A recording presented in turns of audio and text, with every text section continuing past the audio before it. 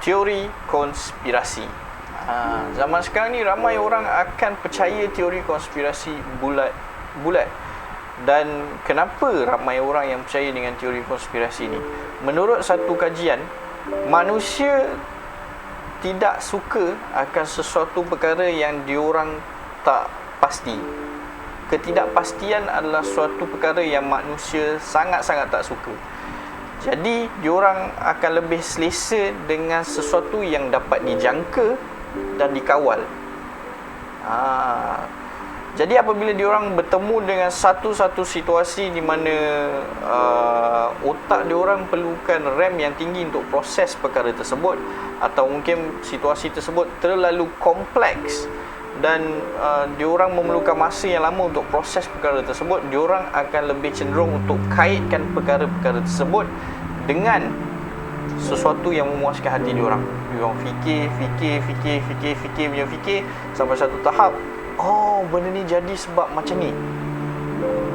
Tak terbukti, tapi itu memuaskan hati diorang, dan akhirnya diorang sebarkan benda tu dan orang pun terikut, maka terjadilah teori konspirasi.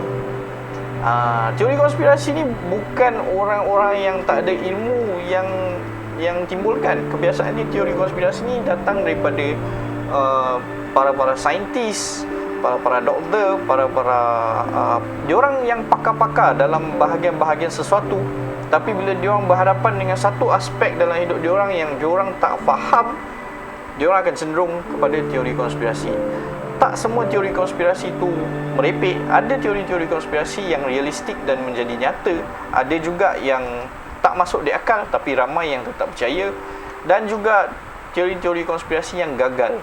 Salah satu faktor untuk orang kata teori konspirasi ni berkembang dengan berjayanya sekali adalah kurang ilmu. Daripada kurang ilmu, diorang akan datang ke satu bahagian diorang panggil kurang kawalan dalam aspek kehidupan diorang. Daripada kurang aspek kawalan dalam kehidupan diorang, datang satu ketidakpastian yang tinggi. Dan daripada ketidakpastian yang tinggi ni, diorang akan lebih cenderung untuk mempercayai teori konspirasi kerana ianya lebih mudah difahami. Nak kena faham, untuk timbul satu ilmu itu memakan proses yang lama dan dalam masa yang sama memerlukan effort yang tinggi. So susah untuk belajar ilmu baru. Jadi untuk percaya teori konspirasi, ianya adalah sangat mudah. So hari ini kita akan tengok beberapa teori-teori konspirasi yang tak masuk di akal. Ada juga yang gagal jadi nyata. So korang check it out je.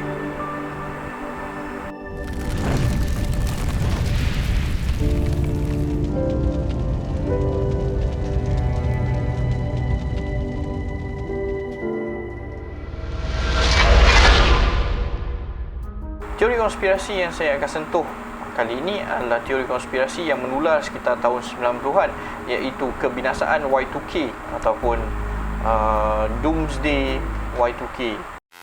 There still exists a general state of either denial, complacency, or even apathy about both the reality and the potential effects of Y2K. Pada tahun 2000, bila masuk je tahun 2000, akan berlaku kebinasaan terhadap semua teknologi yang ada dalam dunia ni. Saya akan cerita kenapa benda ni boleh terjadi, kenapa teori konspirasi ni boleh terjadi. First kali, para programmer, technician daripada zaman lebih kurang 1960-an macam itu, bila dia orang nak buat satu komputer, storan komputer pada zaman tu tak sebesar zaman sekarang ni. Zaman sekarang punya komputer mempunyai storan yang besar. Programmer pun dah dapat ciptakan sistem-sistem yang efisien. Tapi zaman tu belum lagi. So, pada zaman tersebut, programmer-programmer akan ambil inisiatif yang paling baik untuk mengurangkan penggunaan memori. Antaranya adalah menggunakan short form untuk tahun yang digunakan dalam komputer. Contoh, untuk penggunaan tahunnya adalah 70, yang menandakan ianya adalah tahun 1970. 90 ini menandakan sebagai tahun 1990, dan seterusnya 91, 92, 93 adalah tahun 1992. 92, 93, 94 dan sampailah 1999 yang menunjukkan angka 99. So daripada sini diorang tak boleh nak gunakan format penuh sebab dua angka depan tu 19 tu, angka 19 tu memakan memori yang sangat tinggi dan diorang perlu jimatkan ruangan yang diorang ada. So dua angka ni pun diorang buang tepi. So kita boleh faham kita sekarang zaman 2021, 1 dengan 9 tu tak akan makan memori yang besar pun, tapi zaman tu dia akan makan memori yang sangat besar. So kita nak kena faham teknologi zaman tu lah. Dan tak ada siapa pun yang fikir pada tahun 2000 mungkin diorang akan menggunakan komputer yang sama. Mungkin diorang fikir sampai tahun 2000 nanti pandai-pandailah diorang tukar komputer lain kan. Tapi bila sampai masa tu masih banyak lagi teknologi yang bergantung pada teknologi-teknologi lama yang ada pada masa diorang ciptakan ni. So sebagai contoh, teknologi-teknologi yang bergantung dengan situasi ni adalah perairan, tenaga elektrik dan satelit sendiri.